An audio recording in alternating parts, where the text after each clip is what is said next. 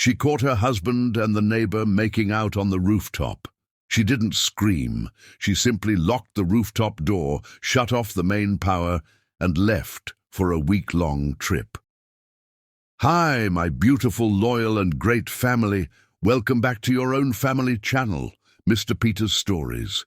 May the Almighty wrap every woman in a light so powerful that no sorrow can dim it, a strength so deep that no storm can shake it, and a grace so divine that hearts bow in respect wherever she walks. Women are the quiet miracles of this world, the protectors of love, the carriers of pain, the builders of peace, and the souls who give without limits. Their kindness raises generations, and their courage holds families together, even in the darkest nights. I pray your life fills with blessings that never fade, joy that visits your home every morning, and peace that stays with you forever. May every woman's tears turn into strength, every burden become ease, and every step lead to honor, love, and endless protection. You deserve more respect, more love, more appreciation than this world could ever offer.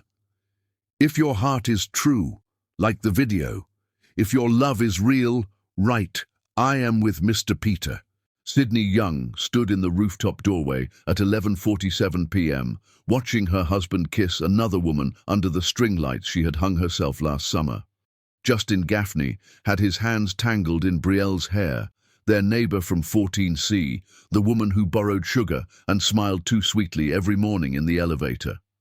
The woman who'd attended their dinner parties and complimented Sydney's cooking while apparently planning to devour her marriage. Sydney counted 30 seconds of watching them, her face carved from stone, her breathing steady and controlled. Neither of them noticed her. They were too busy destroying everything she had built over 7 years of marriage.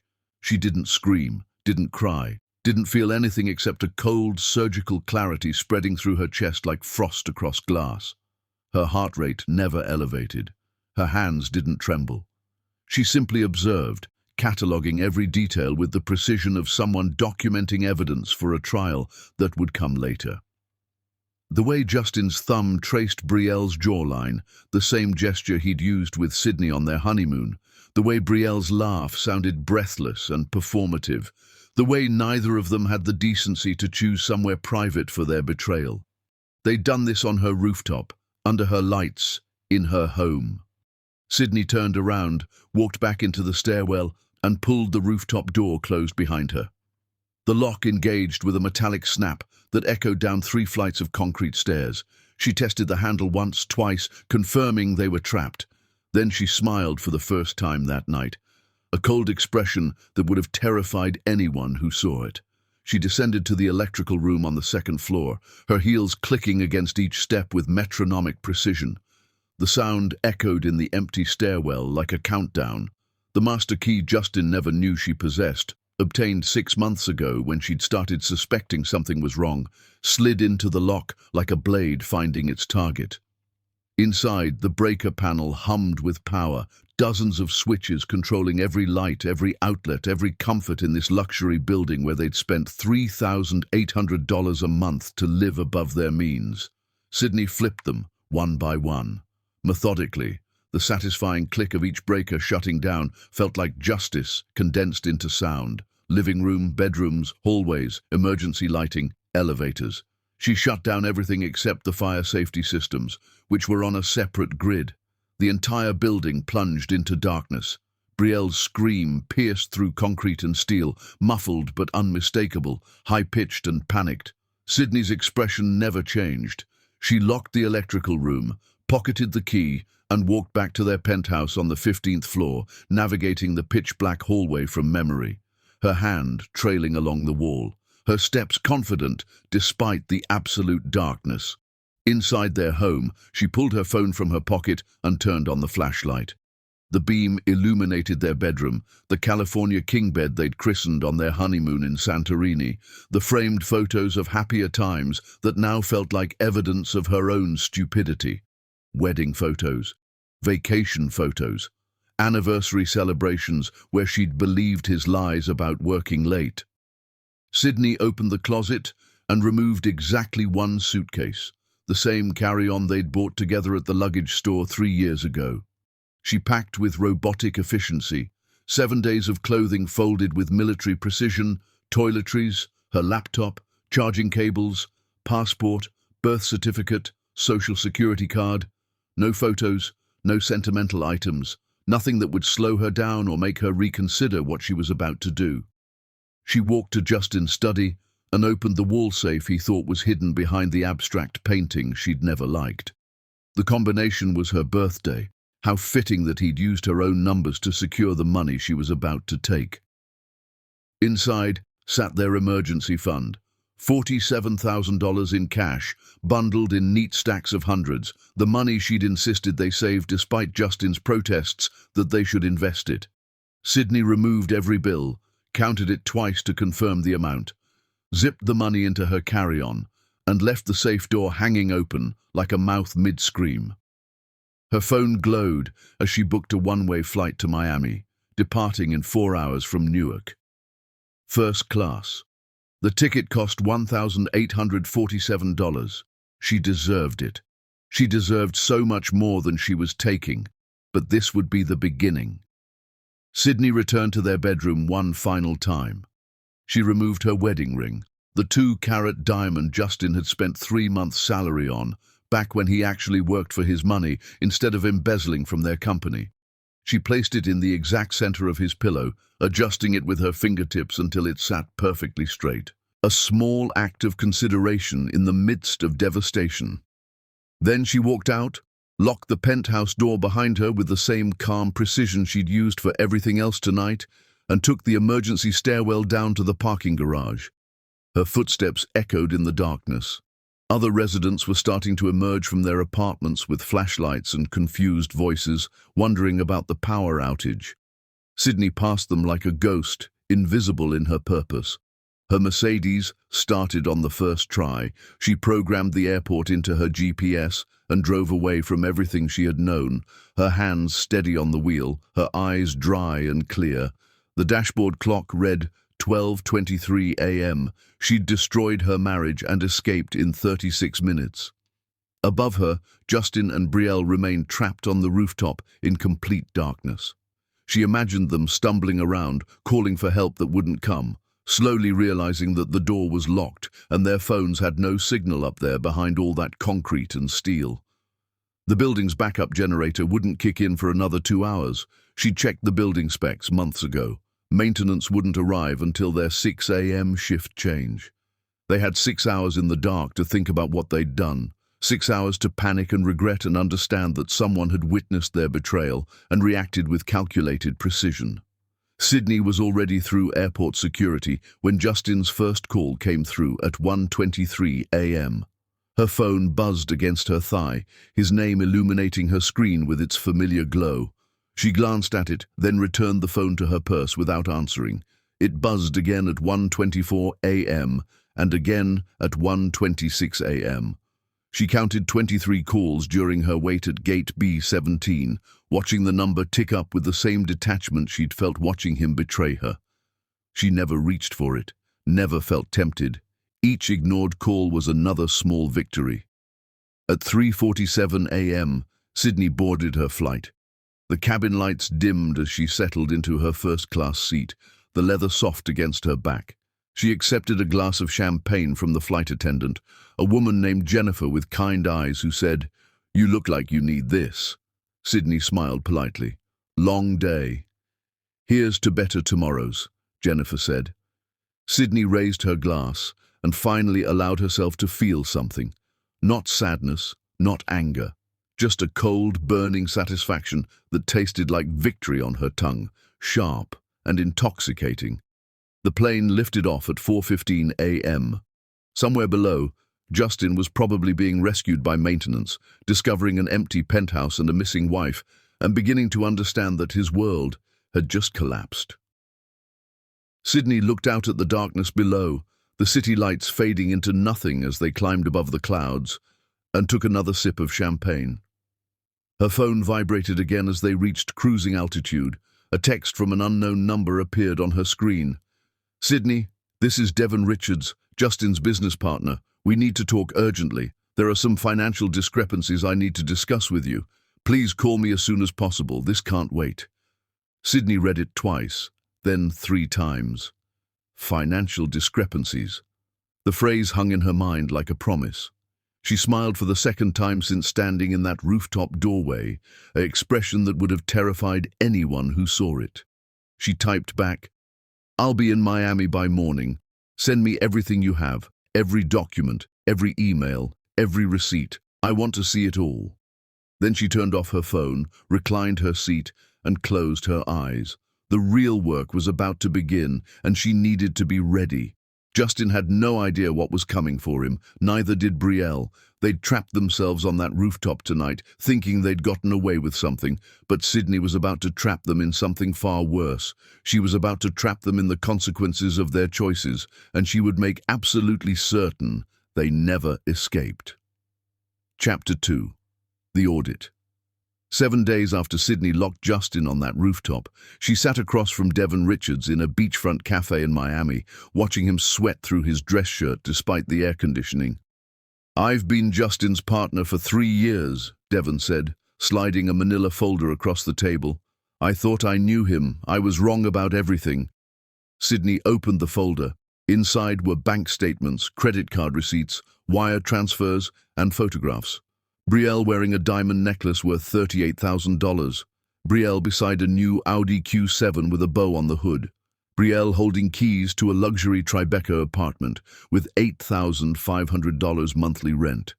Every gift purchased with company funds. Every expense falsified as business development. Every lie documented.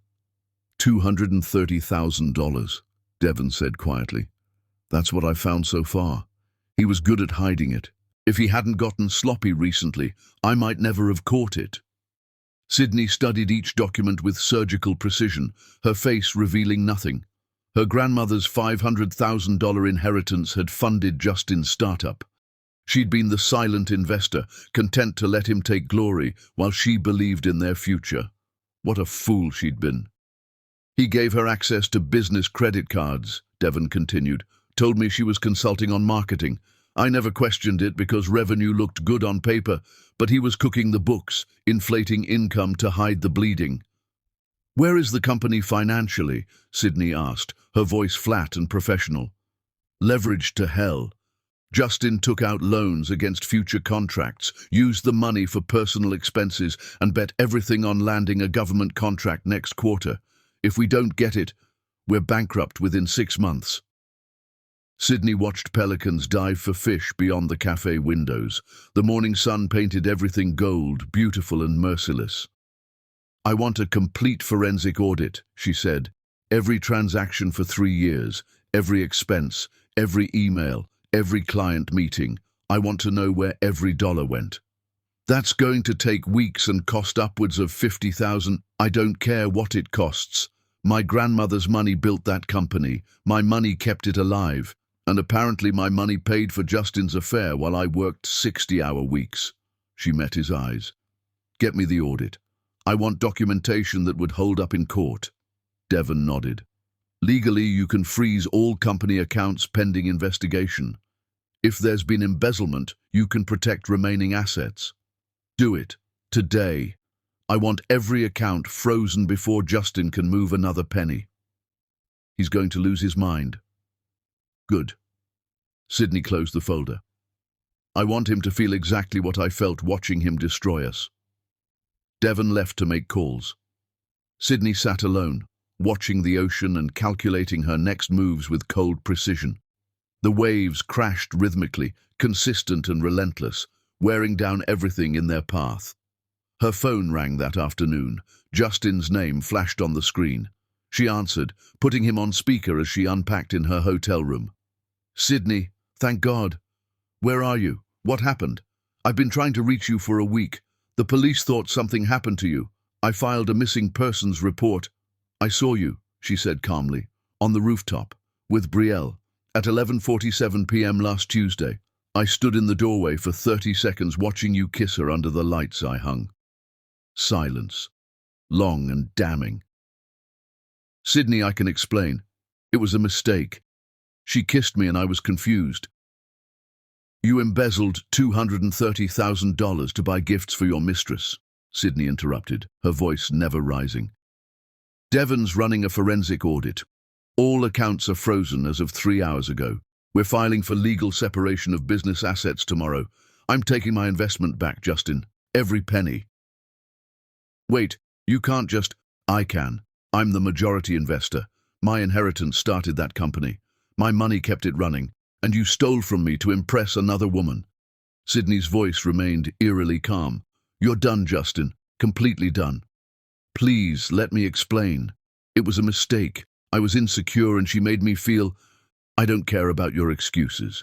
You made hundreds of choices over months to betray me and steal from our company. That was who you are.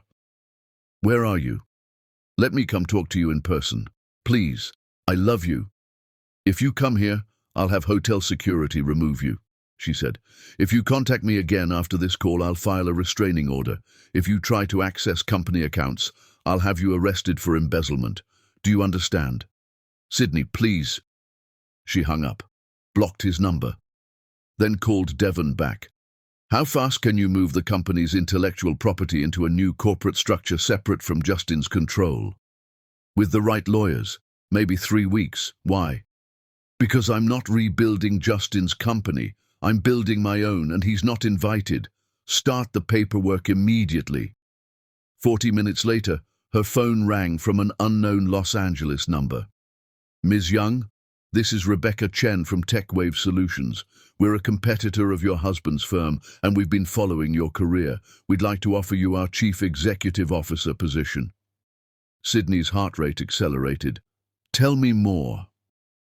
Rebecca explained that TechWave had been watching Justin's company, waiting to poach clients and crush them.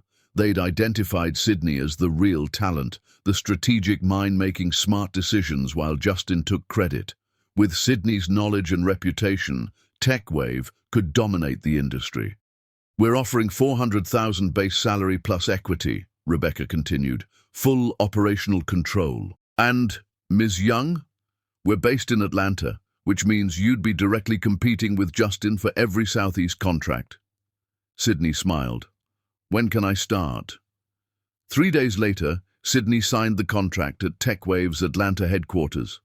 Devon joined as Chief Operating Officer, bringing half of Justin's development team, the talented people doing real work while Justin took credit and spent their budget on his mistress. They raided the client list systematically, offered better terms, lower prices, and genuine competence. They watched Justin's revenue collapse in real time. Justin showed up at her hotel on day 6 anyway. Sydney watched from her 14th floor window as security escorted him out. He stood on the sidewalk looking up for 20 minutes, shoulders shaking. Then he walked away, defeated. Sydney felt nothing watching him leave, just cold certainty that she was doing exactly what needed to be done. Her phone buzzed with a reminder. Tomorrow she'd pitch for the $50 million government contract that was supposed to save Justin's company. She was going to take that too, and she was going to make him watch. Chapter 3. The Empire Begins. 8 weeks after Sydney locked that rooftop door, she stood in the TechWave Solutions boardroom in Atlanta, watching Justin's former clients sign contracts that would destroy him. That's the 6th one this month, Devon said, closing his laptop with satisfaction. His revenue's down 62% since you came aboard. At this rate, he'll be bankrupt by Christmas. Sydney studied the city skyline through floor-to-ceiling windows, Atlanta sprawling beneath her like a kingdom waiting to be conquered. She'd transformed TechWave from a regional player into an industry powerhouse by doing exactly what Justin never could, delivering results without ego, building relationships through genuine competence instead of charm, and pricing services aggressively enough to make his company completely irrelevant. The downtown skyline glittered in the afternoon sun. Somewhere out there, Justin was watching his empire crumble. Sydney wondered if he was thinking about that rooftop kiss, about whether those few moments of weakness with Brielle had been worth losing absolutely everything. "What's his cash position?" she asked, turning back to Devon. 3 months of runway, maybe 4 if he makes severe cuts. He's been calling clients directly, begging them to reconsider their decisions, offering discounts we both know he can't afford. A few felt sorry for him and listened politely. Most just hung up or forwarded the calls to their assistants. Good. Let him beg.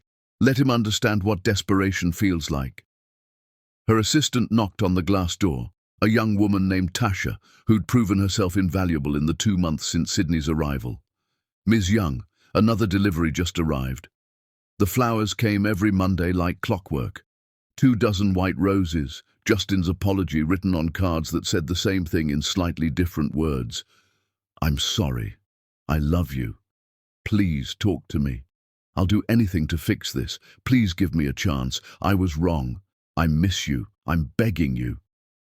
Sydney had her assistant donate them to the hospital across the street, where at least they might bring comfort to people experiencing real suffering. She never read the cards anymore.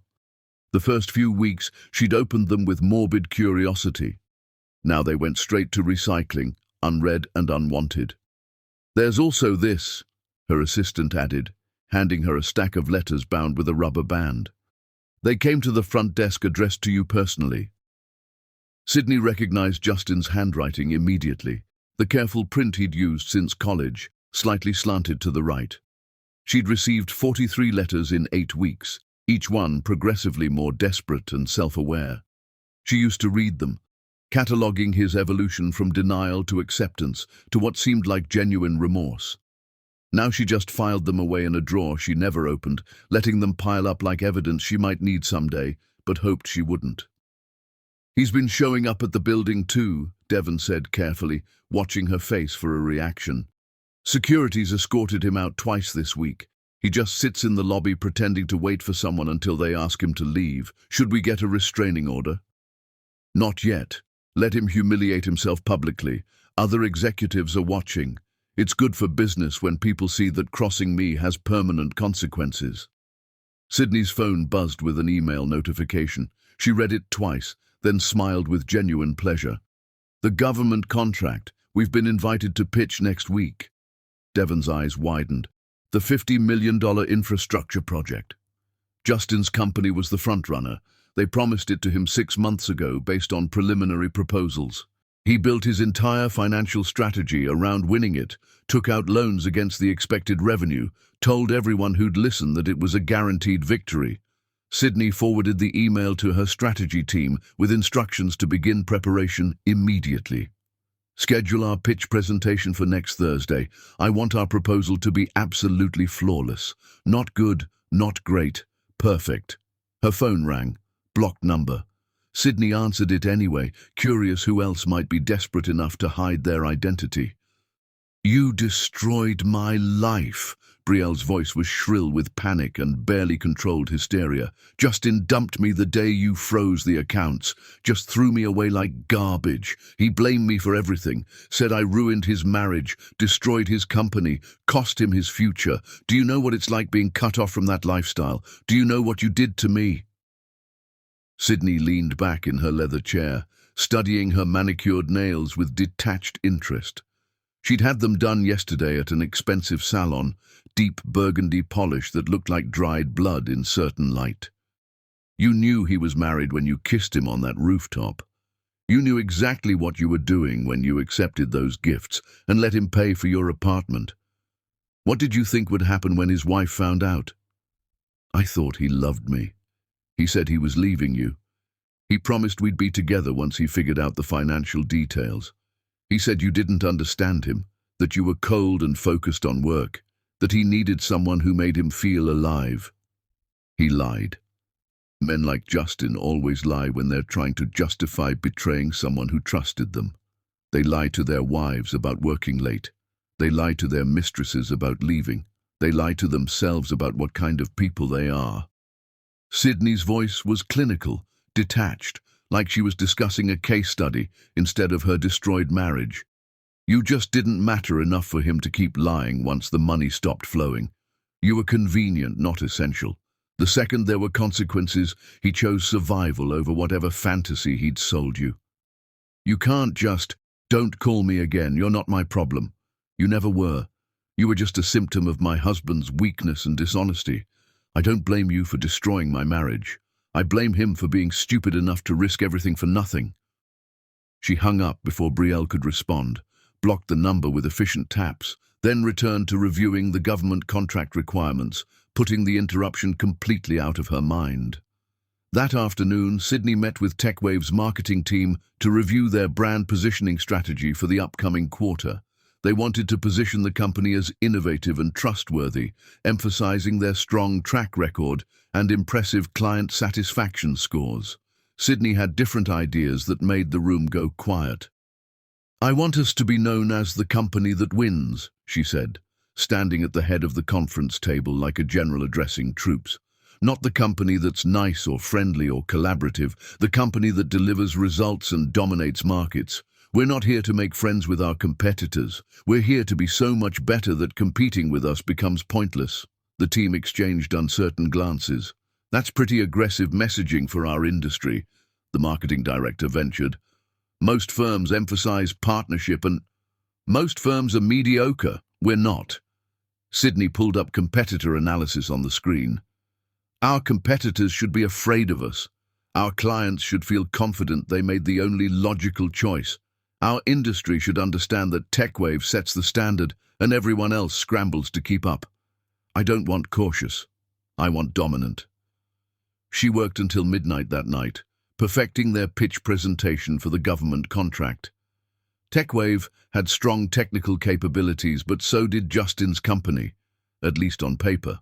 The difference would come down to execution, pricing strategy, presentation quality, and Sydney's willingness to play harder and smarter than Justin ever could. At 1 a.m., Sydney finally returned to her apartment, a modern loft in Midtown with exposed brick walls and stunning views of the city. She'd signed the lease the day after joining TechWave, chosen it specifically because it looked nothing like the home she'd shared with Justin. No memories here, no ghosts, just clean lines and empty spaces she could fill with whatever came next. She poured herself a glass of wine, an expensive Cabernet she'd bought just because she could, and stood at the window watching Atlanta's lights pulse like a heartbeat. Her phone vibrated with a text message. Justin's number, somehow getting through her blocks with a new workaround. "I saw you at the investor conference today. You looked beautiful and powerful and completely unreachable. I'm so proud of what you've built in just 2 months. I know you hate me. I know I don't deserve your time or attention or forgiveness, but I still love you. I'll never stop fighting for us. I'll spend the rest of my life proving I can be the man you deserved from the beginning." Sydney deleted the message without responding. She'd seen him at the conference too, standing in the back of the ballroom during her keynote speech about aggressive growth strategies, watching her with those desperate eyes that used to make her feel loved. Now they just made her feel powerful, like evidence of her complete victory. The next morning, Sydney arrived at her office at 6 a.m. to find Devon waiting with a concerned expression that immediately put her on alert. "Justin's trying to poach our clients back," Devon said without preamble. "He's offering massive discounts, 30 to 40% below market rates, promising the world, basically operating at a loss just to survive. 2 of our smaller clients are considering switching back. They feel guilty about abandoning him." "Let them go," Sydney said without hesitation. "We don't need clients who make decisions based on guilt or price instead of value. We need clients who recognize excellence and are willing to pay for it. Any client who'd choose Justin's desperation over our results isn't worth fighting for." She pulled up their financial projections on her computer, running quick calculations. "How's our pitch preparation coming?" "Strong. Really strong. But Sydney, there's something you need to know." Devon paused, clearly uncomfortable. "Justin's going to be at the government pitch presentation next week. All 3 finalist companies present in the same room, back-to-back presentations. You're going to have to face him directly." "Perfect," Sydney said, her smile cold and satisfied. "I want him sitting in that room watching me take everything he thought was his. I want him to see exactly what he lost when he chose a rooftop kiss over our marriage. I want the memory of his failure to be connected to my success for the rest of his life." The pitch was scheduled for Thursday at 10 a.m. at the Federal Building downtown. Sydney spent 70 hours preparing over the next 5 days, rehearsing every word until it was automatic, anticipating every possible question, building a presentation that would make their competitors look like amateurs playing in a professional league. On Wednesday night, Justin sent another message that somehow penetrated her blocks. "I know tomorrow is the pitch. I know what it means to both of us. I know you're going to be brilliant, and I'm going to lose everything. I just want you to know that whatever happens, you deserve to win. You always were better than me at everything that mattered. I'm sorry I never told you that enough when we were together. I'm sorry for everything I took from you. I'm sorry for being too stupid and insecure to recognize what I had until it was gone. Good luck tomorrow. I mean that sincerely." Sydney read the message 3 times in her empty apartment, felt something crack in her chest, like ice shifting on a frozen lake. Then she remembered the rooftop, the locked door, the darkness, the betrayal captured in 30 seconds of observation that had destroyed 7 years of history. The crack sealed itself over with something harder than ice. She fell asleep that night thinking about victory, about crushing Justin's last hope, about standing over the ruins of everything he'd built, and knowing she'd done it with her own hands, her own intelligence, her own refusal to be destroyed by his weakness. Tomorrow would be her coronation, and Justin would be there in the audience, watching his execution dressed as a pitch presentation. Chapter 4. The Takeover. The Federal Building's conference room felt like a courtroom, and Sydney Young intended to deliver the verdict that would end everything. She sat in the front row between Devon and her chief technical officer, watching the first competitor, a smaller firm from Charlotte, present their pitch with nervous energy. Generic slides using stock photos and template designs, rehearsed talking points that sounded identical to every other corporate presentation, promises they probably couldn't keep, and innovations they definitely couldn't deliver. Nothing memorable. Nothing that would make the procurement officers lean forward instead of checking their phones. They'd be eliminated by lunch. Sydney had known it the moment they introduced themselves with apologetic smiles. Justin's company presented second. Sydney watched him walk to the podium, noticing details that would have escaped most observers. His suit hung looser than it used to, expensive fabric bunching at the shoulders where he'd lost weight. His hands shook slightly as he advanced the first slide, the remote control trembling enough to be visible from 15 feet away. His eyes were shadowed with exhaustion, skin pale in the harsh fluorescent lighting. He'd aged a decade in 2 months. Good. His pitch was desperate from the opening line. Too many promises without supporting evidence, too little substance beneath the polished words. Prices cut so drastically low that even the government procurement officers, people accustomed to aggressive bids, looked skeptical and exchanged worried glances. They could smell desperation, and it made them uncomfortable. Justin's voice cracked twice during the 20-minute presentation, once when discussing their development timeline, once when explaining their quality assurance process. He made eye contact with Sydney during a transition between slides, just for a second, and she saw everything compressed into that glance: grief, regret, pleading, love, desperation, surrender. She stared back with absolute emptiness in her eyes, her face revealing nothing, and watched something fundamental in him shatter. He finished to polite applause that echoed hollowly in the conference room, gathered his materials with hands that couldn't quite stay steady, walked back to his seat without looking at Sydney again, his shoulders hunched forward like a man carrying weight that was slowly crushing him. Then it was Sydney's turn to perform the execution. She stood with fluid grace, smoothed her navy Armani suit that fit perfectly because she'd had it custom-tailored last week, and walked to the podium like she owned not just the room but the entire building, because in this moment, she did. She owned this decision. She owned this outcome. She owned Justin's destruction. Good afternoon. I'm Sydney Young, Chief Executive Officer of TechWave Solutions. We're not here to make promises about what we might do. We're here to show you documentation of what we've already accomplished. For the next 45 minutes, Sydney delivered a masterpiece that made everything before it look like amateur hour. Real case studies with specific metrics and measurable outcomes, concrete data instead of aspirational language, live demonstrations of their technology actually working instead of simulated mock-ups. She answered every technical question without hesitation, addressed every budgetary concern with detailed financial models, and made the government's choice obvious. TechWave wasn't just the best option. They were the only rational choice. The procurement panel asked to deliberate. Sydney returned to her seat, feeling Justin's eyes on her back like heat from a dying fire that couldn't quite burn out completely.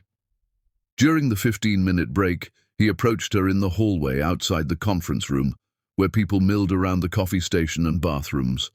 Devon stepped between them immediately with protective instinct, but Sydney waved him off with a subtle hand gesture. She could handle Justin herself. She'd been handling him since the moment she locked that rooftop door. "You were brilliant in there," Justin said quietly, his voice rough with emotion he was trying to control. "Absolutely brilliant. I never knew you had that level of command presence. I never saw you present like that before, so confident and powerful and unstoppable. You've changed. You never asked. You never wanted to know what I was capable of because it might have threatened your fragile ego. You were too busy spending my money on another woman to pay attention to who I actually was. Sydney, please. I know I don't deserve anything from you. I know what I did was unforgivable. I destroyed something precious because I was weak and stupid and terrified of my own inadequacy. But watching you in there, seeing what you've become in just 2 months..." His voice cracked. "I'm so sorry I wasn't the man who helped you get there. I'm so sorry I held you back when I should have been pushing you forward." "You didn't hold me back, Justin. That's what you don't understand." Sydney's voice was flat, factual, delivering truth without mercy. "You were just nothing, not help, not hindrance, just neutral weight I carried without realizing I could put you down. You were mediocre, and I mistook it for potential. You were selfish, and I mistook it for ambition. You were a coward who avoided difficult growth, and I mistook it for someone worth building a life beside. I deserve that. I deserve all of it and worse." Justin's eyes filled with tears that he didn't try to hide. "But I'm begging you, if there's any part of you that remembers what we had before I destroyed it. What we had was a lie. You made sure of that when you kissed her on our rooftop, when you stole from our company to buy her gifts, when you chose weakness over integrity every single day for months. You turned our entire marriage into fiction."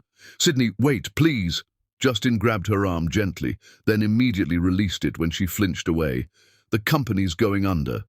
I've laid off 40% of my staff, good people with families who depended on me. I'm going to lose everything in the next 60 days. If you win this contract today, I'm done, completely done. No recovery, no rebuilding, just finished." She looked back at him, studying his face with clinical detachment, searching for any trace of the man she'd married 7 years ago at that small ceremony in her parents' backyard. All she saw was a stranger who'd stolen years of her life and spent them on betrayal. "Then I guess you should have thought about that before you destroyed us," Sydney said. "You should have considered permanent consequences before making temporary choices. You should have valued what you had before you threw it away for nothing." The procurement panel returned 20 minutes later with their decision. Sydney knew what they'd say before they spoke. She'd seen it in their faces during the presentations, in the way they'd leaned forward during her demonstration, in the questions they'd asked that showed genuine engagement instead of polite obligation. TechWave Solutions had won the $50 million contract. 5 years of guaranteed revenue, industry credibility, platform to expand nationally. Sydney accepted with gracious professionalism, shook hands with the officials while photographers documented the moment, thanked her team for their excellent preparation, and never once looked at Justin as he gathered his things like a ghost, collecting remnants of existence, and left the room with slow, defeated steps. That night, TechWave threw a celebration at an upscale restaurant downtown, steaks and champagne and toasts to their success. Sydney gave a speech thanking her team for their dedication and talent, raised her glass to future victories, and excused herself at 9 p.m. when the party was still building momentum. She wanted to be alone with her triumph. Except victory felt hollow. She sat in her loft at midnight staring at the signed contract documents spread across her dining table and felt nothing. No satisfaction, no joy, no sense of accomplishment, just emptiness where something vital used to live, like a space where an organ had been removed, but the body kept functioning anyway. Her phone buzzed with a text from Devon. 3 creditors just contacted me. They're about to foreclose on Justin's company. He's got maybe 2 weeks before involuntary bankruptcy. Thought you should know. Also, are you okay? You left the party early. Sydney stared at the message for a long time, watching the cursor blink on her screen. 2 weeks until complete destruction. She'd won so thoroughly that Justin would lose everything, his company, his reputation, his future, any possibility of recovery. She should feel satisfied. She'd earned this victory. She'd worked for it, planned for it, executed it perfectly. This was justice. This was consequences. This was what betrayal cost. So why did it feel like she'd lost something too? Sydney made a decision that would change the trajectory of everything.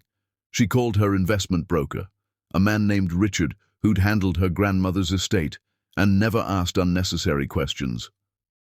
I want to buy outstanding debts, she said without preamble. Business loans held by 3 specific creditors against a company called Gaffney Technologies. How fast can you move if I give you unlimited budget? If the creditors are willing to sell, which they usually are when loans go bad, 24 to 48 hours max. Buy them, all of them. I don't care what it costs. Pay premium if necessary. Just get me controlling position. By Friday afternoon, Sydney owned 70% of Justin's company's debt through a shell corporation Richard had set up, which meant she effectively controlled Justin's company. She could dissolve it, absorb it, restructure it, or let it die slowly while she watched. The choice was entirely hers. She called an emergency board meeting for Monday morning, sent formal notices to all stakeholders, invited Justin as a legal courtesy since he was still technically the founder and CEO, though those titles would be meaningless in about 48 hours. Monday arrived with cold rain hammering against windows like judgment. Justin walked into the TechWave conference room looking like a man attending his own execution. He wore the same suit from the pitch presentation, probably one of only 2 he still owned. He sat in the corner quietly, waiting for the inevitable. Gentlemen, Sydney began once everyone had assembled, her voice crisp and professional. I've acquired controlling debt position in Gaffney Technologies through a private investment vehicle. I'm exercising my legal right to force immediate restructuring. The company will be dissolved effective immediately, all patents and intellectual property transferred to TechWave Solutions for debt satisfaction, and all remaining assets liquidated to satisfy outstanding obligations to creditors. I'll need a vote from this board to authorize the acquisition and integration. Unanimous in favor. Not even discussion necessary, just hands raised and the formality of recording votes. Justin sat in the corner throughout the entire proceeding, silent and grey-faced. When it was over and people filed out discussing integration timelines and asset valuations, he remained seated, staring at nothing. Mr. Gaffney, Sydney said coldly, gathering her materials. You're officially out of business. Please vacate your office by end of day. Security will escort you to collect personal items. She walked out without looking back, feeling his devastation follow her like smoke from extinguished fire. That night, Justin sent her a 14-page letter. Sydney almost threw it away like all the others, but something, maybe curiosity, maybe cruelty, maybe some buried piece of who she used to be, made her read it instead.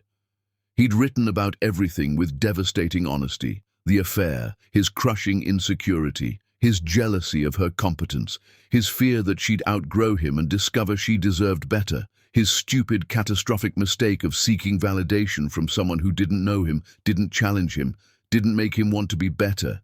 He took responsibility for every lie, every betrayal, every moment he'd chosen cowardice over courage. He didn't ask for forgiveness. He just wanted her to know that losing her had finally taught him what she'd been worth, and he'd spend the rest of his life knowing he'd destroyed the only real thing he'd ever had. Sydney read it twice, filed it in the drawer with all the others, and went to bed wondering why breaking him completely hadn't fixed whatever was broken in her. 6 months later, Forbes magazine called requesting an interview and cover photo shoot. They wanted to feature her as tech's most ruthless CEO. The article would profile her meteoric rise, her aggressive business tactics, her complete destruction of her ex-husband's competing firm. Sydney agreed to everything. The interview, the photo shoot, the celebration of her empire built on ashes. When the magazine hit newsstands on a Thursday morning, Justin saw it at a gas station while buying coffee in his 15-year-old Honda Civic. He bought every copy they had, brought them home to his studio apartment, laid them across his mattress on the floor, and wept for everything he'd destroyed. Sydney never knew about Justin's breakdown. She was too busy being powerful and successful and empty to notice that destroying him had cost her something she'd never get back. Chapter 5. The Dissolution. Sydney signed the dissolution paperwork on a Tuesday morning in late November while rain hammered against her office windows like judgment trying to penetrate glass and steel. Gaffney Technologies ceases to exist as of 9 a.m. today, her lawyer confirmed, sliding the final documents across her desk with efficient movements. All patents, client lists, and proprietary technology now belong to TechWave. All outstanding debts are satisfied through asset liquidation. Mr. Gaffney has no legal claim to any intellectual property developed during the company's operational period. It's complete and final. What about his personal assets? Sydney asked, signing her name on the final pages with decisive strokes. His house went into foreclosure last month. Fifth Third Bank took possession 2 weeks ago, and it's already listed with a realtor. His car was repossessed in early October. His investment accounts were liquidated to satisfy creditor claims. He's essentially broke, Sydney. Everything except basic personal effects and furniture worth maybe $3,000 total. He's living in a studio apartment in a neighborhood that, the lawyer paused delicately. Let's just say it's a dramatic fall from the penthouse you shared. Sydney signed her name one final time, her signature decisive and clean. Justin was erased. The company they'd built together with her grandmother's inheritance, the business he'd poisoned with his betrayal, was now legally and completely hers. She owned every line of code, every client relationship, every innovation. He owned nothing except the consequences of his choices. There's one more thing, her lawyer added, pulling out his phone. Brielle Hoffman has been trying to reach you. She's contacted our office 4 times this week, increasingly desperate. My paralegal finally took her information. Block her number. I'm not interested in whatever she wants. She claims it's urgent. Something about pregnancy. She says she needs to speak with you directly about Justin's child. Sydney looked up sharply, feeling something cold slide down her spine. Schedule a meeting tomorrow. But I'll handle this myself. Don't acknowledge her claims or engage with the substance. Just get her in a room with me. Brielle arrived at TechWave's offices the next morning wearing designer clothes that no longer fit quite right, clothes from when Justin was paying for everything. The Chanel jacket gaped slightly at the shoulders. The Louboutin heels were scuffed at the back. Her confidence had been replaced with barely concealed desperation that made her movements jerky and uncertain. Sydney met her in a conference room with glass walls where the entire office could see them, but no one could hear. Visibility without vulnerability. She wanted witnesses if this conversation went wrong. "Thank you for seeing me," Brielle began, her hands twisting in her lap with nervous energy. "I know you hate me. You have every right to hate me. But I need your help desperately, and you're the only person who might understand the situation I'm in." "I'm not interested in your problems," Sydney said flatly, her posture perfect and her expression revealing nothing. "I'm pregnant with Justin's baby. 3 months along. I found out right before everything collapsed, before you destroyed him financially and he dumped me like garbage." Brielle's voice rose with emotion. I need money to go away quietly. $500,000. If you don't pay me, I'll go public with everything. I'll tell the media that you're the reason Justin's child will grow up without a father. I'll tell them you're vindictive and cruel and destroyed a family. You're lying, Sydney interrupted, her voice flat and factual. Try again, but this time tell me what you really want. Brielle's face flushed red. I'm not lying. You're lying because I did my homework on you before agreeing to this meeting. Sydney pulled out her phone and opened a file her private investigator had prepared overnight. The man was expensive but thorough. In the past 2 years, you've attempted this exact scam on 3 different men in 3 different cities. Michael Rodriguez in Boston paid you $80,000 before discovering you were never pregnant, and the medical records you'd shown him were forgeries. Chen Davidson in Chicago was smart enough to demand independent medical verification you couldn't provide. Thomas Williams in New York actually called your bluff and forced you to admit fraud on video recording that he threatened to give to police. She turned the phone screen toward Brielle, showing photos and documentation that made the other woman's face go white. You're not pregnant. You're desperate. You chose the wrong targets, men who were either gullible or too embarrassed to prosecute. But I'm neither of those things. And you're about to make the biggest mistake of your life if you don't walk away right now. How did you... Brielle's voice was barely a whisper. I'm better at this than you are.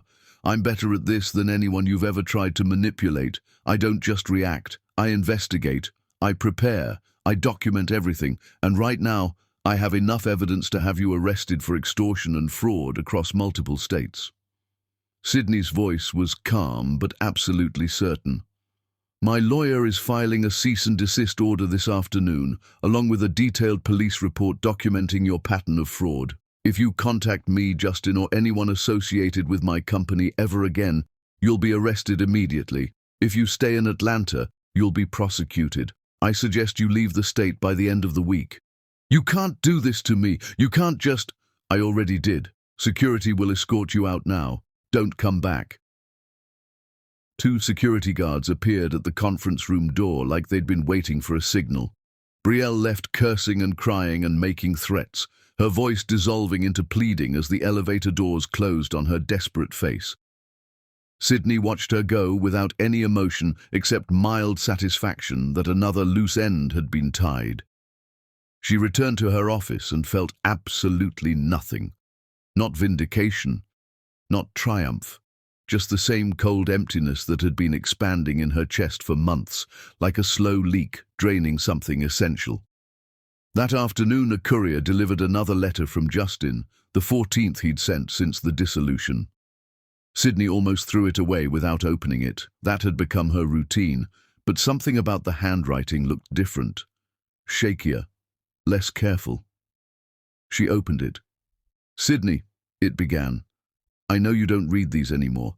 I know you probably throw them away without looking at them. But I need to write them anyway. Not for you. For me. Because putting words on paper is the only way I can process what I've become and what I'm trying to build from the ruins. I saw the Forbes magazine today at a gas station. You looked powerful and beautiful and completely unreachable. Like a woman who conquered the world after someone tried to destroy her. I'm so proud of you. I'm so ashamed of me. I don't ask for forgiveness because I don't deserve it. I don't expect you to respond because you shouldn't. I just want you to know that I understand now. I understand what I had. I understand what I lost. I understand that some mistakes are so catastrophic that they can never be fixed, only lived with. I'm learning to live with mine. I hope someday you'll find peace with yours, whatever that looks like. Even if it means never thinking of me again. That would be fair. That would be what I earned. Love always, Justin.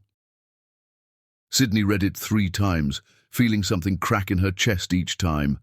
Then she filed it in the drawer with all the others and forced herself back to work, drowning the feeling in spreadsheets and strategic planning. 6 months passed like water through fingers. Sydney's empire expanded to 3 states, with offices in Atlanta, Charlotte, and Nashville. Her net worth hit $15 million on paper. She hired 400 employees and developed a reputation for ruthless efficiency that made competitors nervous and clients confident. She dated occasionally, successful men who looked perfect in photos and felt hollow in person.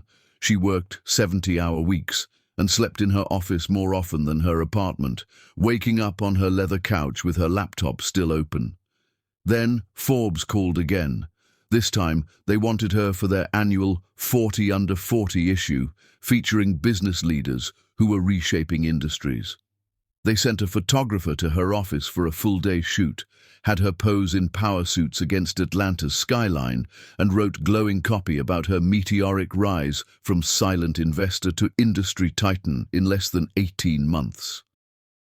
The magazine hit stands on a Thursday in October, exactly 2 years and 3 months after Sydney locked that rooftop door. Justin saw it at a gas station while driving home from his sales job.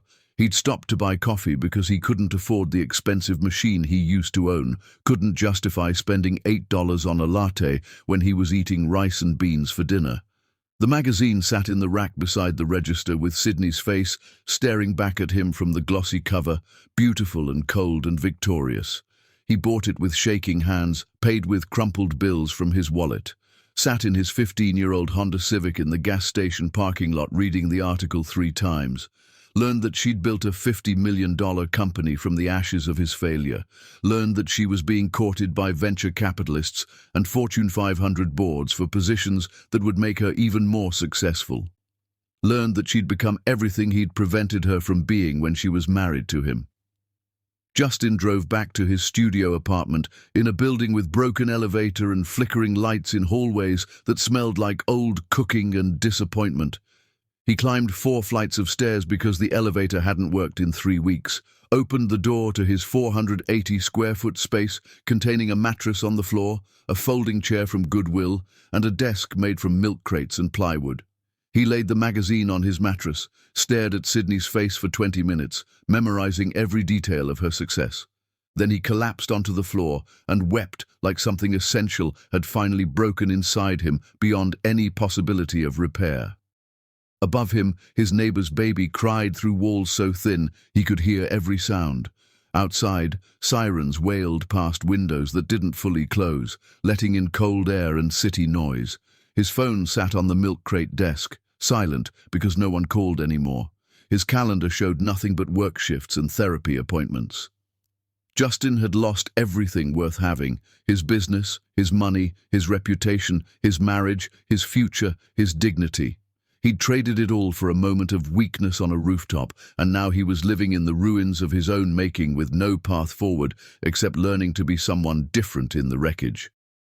Sydney had destroyed him so completely that nothing remained except the man he should have been all along. And somewhere in Atlanta, in a penthouse with floor-to-ceiling windows and original art on exposed brick walls, Sydney stared at the same magazine and felt absolutely nothing except the hollow certainty that revenge had cost her something she couldn't name but couldn't stop missing. Chapter 6. The Persistence. Justin Gaffney woke up at 5:30 a.m. in his studio apartment to the sound of his neighbor's baby screaming through walls thin as paper. He rolled off the mattress on the floor, careful to avoid the spot where the frame had collapsed 3 months ago.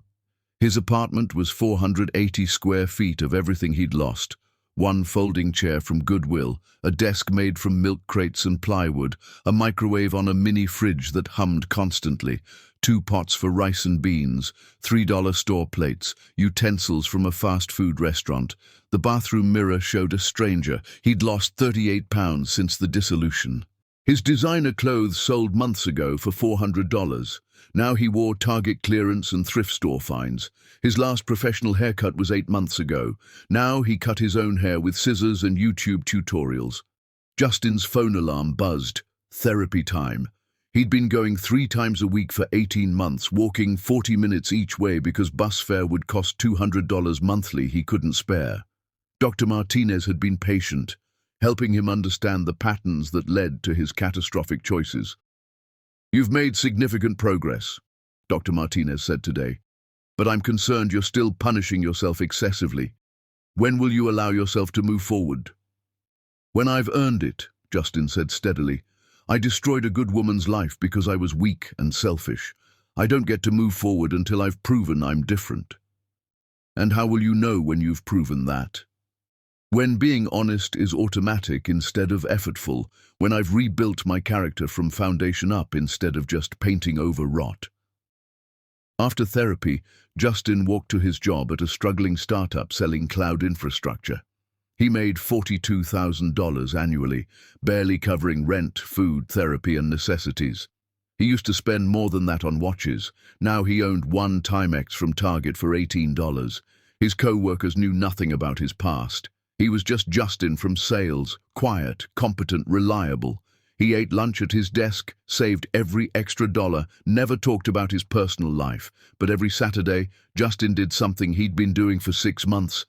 He sat on a bench across from Sydney's office building for 12 hours straight.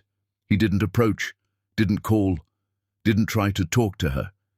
He just sat there with a library book, reading and waiting, hoping she might see him and know he hadn't given up on becoming someone worthy of the chance he'd destroyed. After work, Justin volunteered at a homeless shelter overnight 3 times weekly. He served food, cleaned bathrooms, helped men check in, and sat with people who needed someone to listen. "You get it," one regular told him. "Most volunteers look at us like problems. You look at us like people who made mistakes."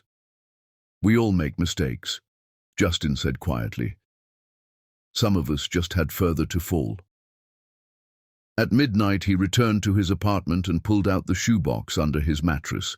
Inside were his luxury watches, 8 timepieces worth $83,000 total, the last remnants of his former life. He'd kept them thinking maybe he'd need them as emergency funds. But tonight, seeing Sydney's Forbes cover had crystallized something. These watches represented the man who'd destroyed his marriage, purchased with ego, worn with arrogance, kept as trophies of unearned status. They needed to go. Justin spent 3 hours researching women's entrepreneurship funds. He found one in Atlanta providing microloans and mentorship to women starting businesses, exactly what Sydney would have loved. He called them the next morning. "I'd like to donate luxury watches worth about $83,000 for auction, all proceeds to your loan program." "That's incredibly generous. Can we list you as a donor?" "No, make it anonymous. But send a letter to Sydney Young at TechWave Solutions saying a donation was made in her name."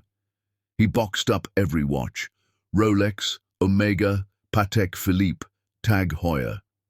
Each had a memory. The Rolex after his first major client, the Omega Sydney gave him for their 5th anniversary, the Patek Philippe he'd worn kissing Brielle on the rooftop. Justin shipped them all without looking back. For 2 weeks after, he ate only rice and beans because he'd spent grocery money on shipping. He walked an extra hour to work to save bus fare. He wore the same 3 shirts, hoping no one noticed. Then Sydney's assistant called. Ms. Young received a letter from the Women's Entrepreneurship Fund about an anonymous donation in her name. "Do you know anything about that?" Justin's heart hammered. "Yes." She wanted me to ask why. "Because she deserves to be honored. Because her success should help other women succeed. Because I spent too many years taking from her, and it's time I gave something back, even if she never knows it came from me." Silence. Then, "She said to tell you thank you." 3 words, first communication in 18 months. Justin sat on his apartment floor and cried. He continued writing monthly letters, not begging, not apologizing endlessly, just honest updates on his therapy insights, volunteer stories, moments of clarity about who he'd been versus who he was becoming. He never asked for anything, never requested meetings or second chances. He just documented his transformation, even if she never read a word. His Saturday vigils continued through all weather, rain, cold, heat. He sat on that bench from 8 a.m. to 8 p.m. every Saturday, reading and waiting. Security questioned him twice, but eventually left him alone. He'd been doing this for 8 months when Sydney's assistant approached him on a Saturday in March. "She knows you're here," the assistant said. "She's always known. She watches from her office sometimes." Justin looked up at TechWave's building, at Sydney's corner office. He couldn't see her, but knowing she could see him felt like something breaking open in his chest. "Why are you here every week?" the assistant asked. "What does this accomplish?" "Nothing," Justin said honestly. "Except showing her I'm willing to wait. I'm willing to prove I've changed, even if she never believes me, even if I sit here every Saturday for the rest of my life, and it doesn't matter." The assistant studied him. "You look different than your pictures. Thinner, older." "I feel different. I am different. Everything that made me the person in those pictures had to be burned away. This is what's left. This is the foundation I'm building on." "She says you should stop wasting your Saturdays." "Tell her they're not wasted. Tell her I'll sit here every week until she's ready to talk, or until I die, whichever comes first." The assistant walked away. Justin opened his book and continued reading, knowing Sydney was watching from above, wondering if persistence could ever undo betrayal, or if some mistakes were too fundamental to forgive. He'd find out eventually. Until then, he'd keep showing up, keep becoming better, keep hoping that someday the woman he'd destroyed might see something worth saving in the man he'd become. Chapter 7. The Crack. Sydney Young woke at 4 a.m. in her luxury penthouse, stared at the ceiling for 15 minutes while her alarm waited to go off, and felt absolutely nothing except the hollow certainty that this was her life now. This had become her routine.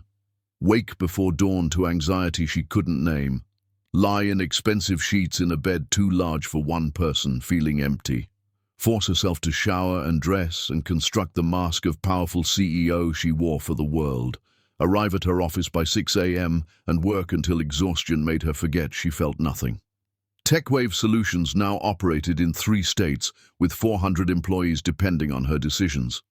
Her personal net worth had hit $15 million, according to her last quarterly financial review. She had offices in Atlanta, Charlotte, and Nashville, with plans drawn up for expansion to Dallas and Denver pending board approval.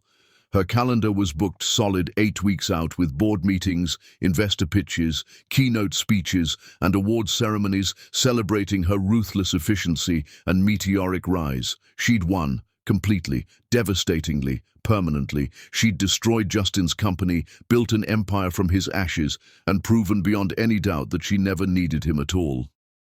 So why did victory feel like dying by degrees? Sydney walked to her floor-to-ceiling windows and watched Atlanta wake up beneath her.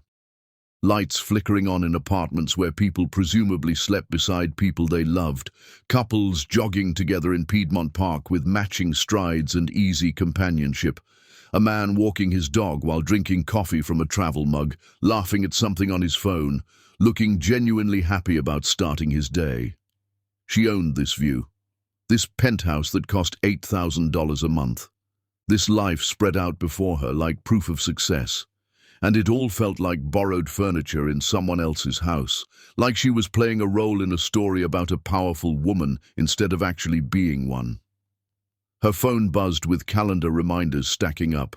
7 a.m. breakfast meeting with venture capitalists who wanted to discuss Series B funding, 9 a.m. strategy session with her executive team, 11 a.m. conference call with board members about the Nashville expansion, lunch meeting with potential Fortune 500 clients, 2 p.m. photo shoot for Business Insider's Women Reshaping Tech feature, 4 p.m. keynote address at the Women in Tech Summit, dinner meeting at 7 p.m. with investors, drinks with competitors turned potential partners at 9 p.m.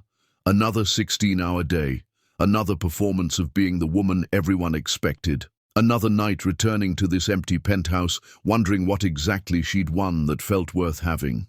Sydney's dating life had become a series of expensive dinners with men who looked perfect on paper but felt hollow in execution. Last week she'd walked out mid-appetizer when her date, a successful venture capitalist, had spent 20 minutes explaining blockchain technology she'd already mastered years ago, talking to her like she was a pretty face who needed education instead of a CEO who'd probably forgotten more about tech than he'd ever learn. The week before, she'd ended a third date with a different investor because his conversation was so performatively boring she'd considered faking a medical emergency just to escape. He'd talked about his portfolio companies and his yacht and his vacation home in the Hamptons, while she'd sat there calculating how soon she could leave without being outright rude. None of them felt real. They were all playing roles. The successful man, the accomplished woman, the power couple destined for magazine features and charity galas. But Sydney could see through the performance now because she was performing too. She'd become so good at spotting lies, in herself, in others, that she couldn't ignore them anymore, couldn't pretend casual relationships were anything but mutual using. She missed something she couldn't articulate. Not Justin, not the marriage, something deeper and more essential. The feeling of being known completely and loved anyway. The certainty that someone saw her worst self and stayed. The comfort of shared history and inside jokes and knowing glances across crowded rooms that said, "We're in this together." She'd destroyed all of that on purpose, with deliberate precision. And now she was living in the victory she'd built, and victory tasted like ashes. Sydney arrived at her office at 6:15 a.m. Her assistant Tasha had already made coffee exactly how Sydney liked it and laid out the morning briefing. 3 new client acquisitions worth $2.3 million in combined annual revenue, media requests from Forbes and Bloomberg requesting interviews, and a note at the bottom. Justin has been on his bench since 6 a.m. Security asked if they should remove him. I told them no per your standing instructions. Sydney walked to her window and looked down. There he was, same bench, same position, reading a book like he had nowhere else to be and nothing else to prove. He'd been doing this every Saturday for 8 months now, showing up regardless of weather or hope or any indication she cared. Security had questioned him multiple times. Her staff had offered to ban him from the area. Sydney had refused every suggestion, giving no explanation except that he wasn't bothering anyone.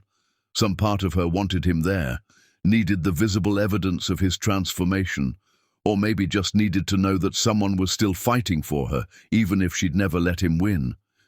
Maybe she needed the reminder that her destruction had been thorough enough to humble someone completely. Her assistant knocked. "Your breakfast meeting's here, Ms. Young. 3 partners from Avalon Ventures in the small conference room." Sydney turned away from the window. "Send them in." The day unfolded like every other day, in an endless series of identical days, meetings where she made smart decisions, presentations where she impressed important people, conversations where she said the right things with the right tone. Everyone saw the powerful CEO crushing her industry. No one saw the woman who'd forgotten how to feel anything except tired. By 6 p.m. she'd been awake for 14 hours and accomplished everything on her list, and felt nothing except the same gnawing emptiness that had been expanding in her chest for 2 years like internal erosion. Sydney cancelled her dinner meeting, told Tasha she was sick and going home early, drove to her penthouse alone and arrived at 7 p.m. with a $90 bottle of wine and no plan except to stop pretending she was okay.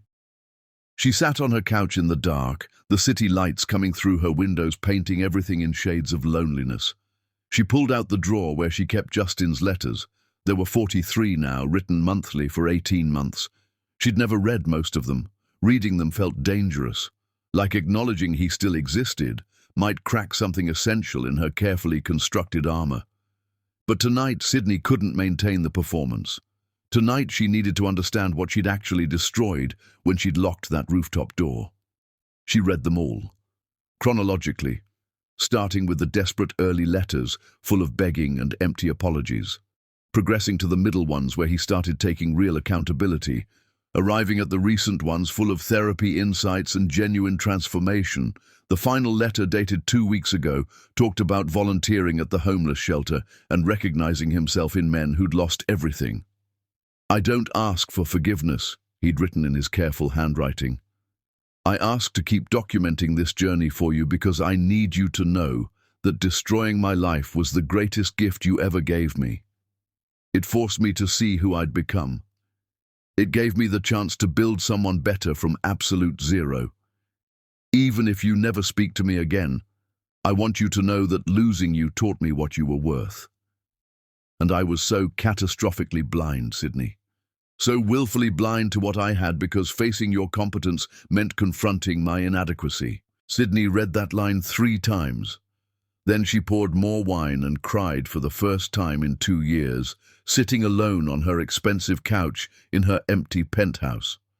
Not because she missed Justin, not because she wanted him back, but because she'd spent so much energy destroying him that she'd destroyed something essential in herself.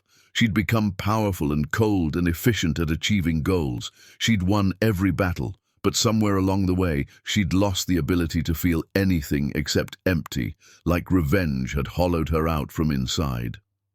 Sydney's phone rang, interrupting her breakdown. Her best friend Keisha calling for their weekly check-in that Sydney had been avoiding for 2 months. "How are you?" Keisha asked when Sydney finally answered. "Fine. Busy. The Charlotte office exceeded targets this quarter. We're about to close a huge deal with—" "Sydney, stop. How are you really? And don't give me business metrics. I want to know about you." Silence. Long and honest and terrifying. "I don't know," Sydney finally admitted, her voice cracking. "I don't know how I am anymore. I don't know who I am without revenge defining me. Come meet me, right now. Drop everything and meet me." They met at a quiet wine bar in Virginia Highland within 30 minutes. Keisha took one look at Sydney's face and ordered an entire bottle of wine before they'd even sat down. "You look like you're dying," Keisha said bluntly, with the kind of honesty only real friends can deliver. "When's the last time you felt actually happy? And don't say work accomplishments or business wins. I mean happy, joyful, alive, human." "I don't remember." "You destroyed him. You won completely. You have everything you said you wanted." Keisha leaned forward, her voice soft but relentless. "So why do you look like you're dying inside? What was it all for, Sydney?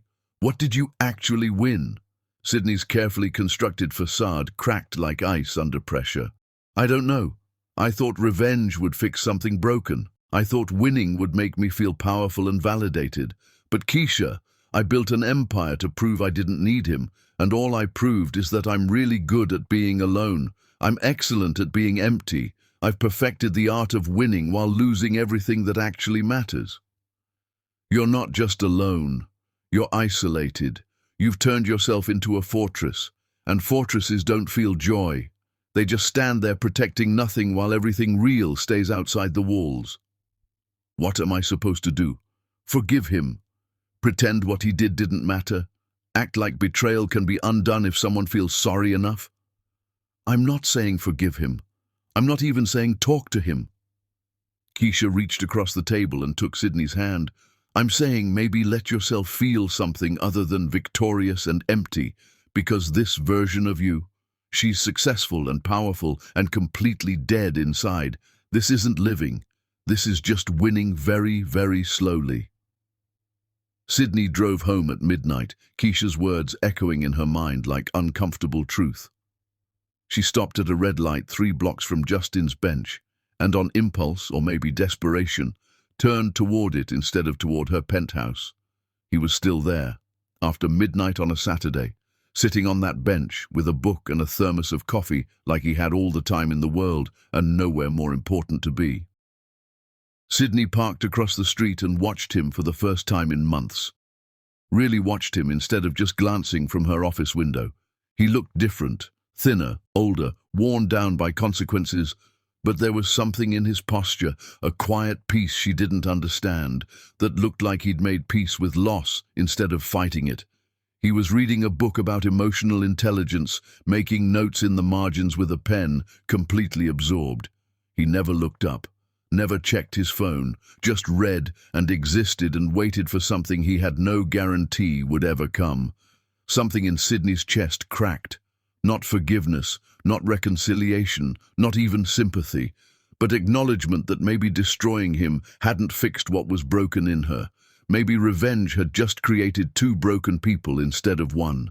Maybe she'd won every battle while losing the war against her own emptiness. She drove home without approaching him, poured another glass of wine, sat at her desk in the dark and wrote something she never thought she'd write. "Justin, I've read every letter you sent. I've watched you sit on that bench every Saturday for months. I've seen the donation you made in my name. I don't know what I'm supposed to do with any of this. I don't know if I can ever forgive you for what you did. But I'm tired of pretending that destroying you fixed anything. I'm tired of being the woman you turned me into through your betrayal and my revenge. So here's my condition. You have 6 more months to prove your change is real. Not with letters or donations or Saturday vigils, with actions I'll be watching but you won't see coming. If you pass, maybe we talk. If you fail, you never contact me again. Those are the terms. Take them or leave them. She sealed the letter in an envelope, addressed it to his apartment in handwriting that looked shakier than she expected, and mailed it the next morning before she could change her mind. Then Sydney went to work and waited to see if the man she'd destroyed could prove he'd become someone worth rebuilding beside. Chapter 8. The Test. Justin received Sydney's letter on a Tuesday morning and read it 17 times before his hands stopped shaking enough to set it down. 6 months of tests, actions he wouldn't see coming, the possibility of a conversation if he proved himself worthy. It was more than he'd hoped for in 2 years of letters and vigils and transformation. It was everything. He had no idea what the tests would be, no way to prepare or strategize. No option except to keep being the man he'd spent 18 months building from ruins and hope that authentic change would be visible enough to pass whatever invisible scrutiny she applied. The first test arrived exactly 1 week later with devastating precision.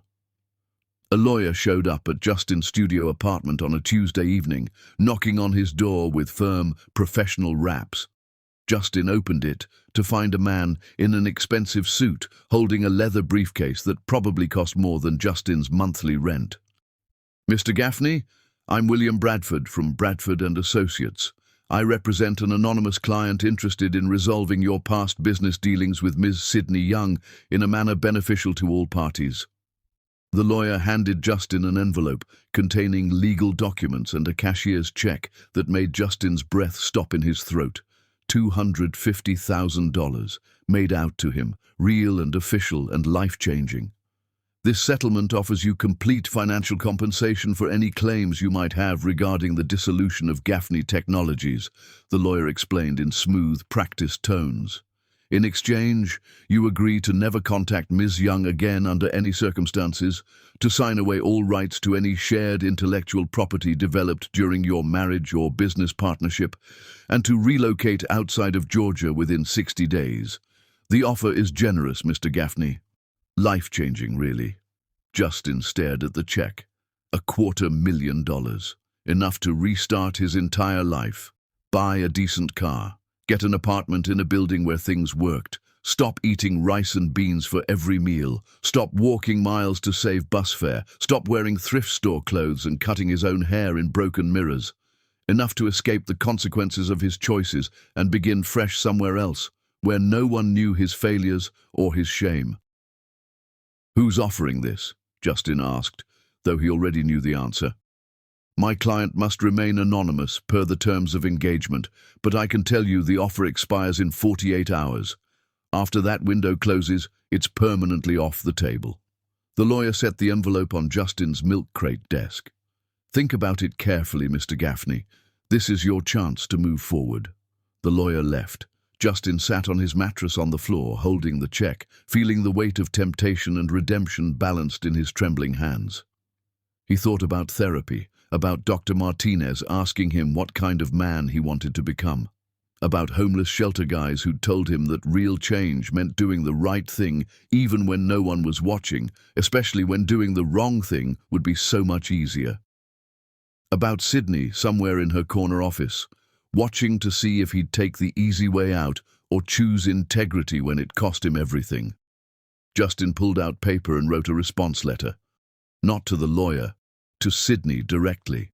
His handwriting looked shakier than usual, emotion bleeding through in slanted letters. "Sydney, I know this offer came from you. I recognize your test, and I want you to know something with absolute certainty. No amount of money could compensate for what I destroyed. No settlement could undo the betrayal or erase the consequences I earned. No fresh start in another state could change the fact that I lost the only thing that ever truly mattered when I lost you. I'm not signing. I'm not leaving. I'm not taking shortcuts to escape what I did. If I ever earn your forgiveness, and I know that's unlikely, it'll be because I proved I'm different through consistent action over time, not because I took money to disappear. Keep your $250,000. I'd rather spend my life being worthy than spend my life being gone. He sent the letter and the unsigned documents and the check back to the lawyer via certified mail the next morning.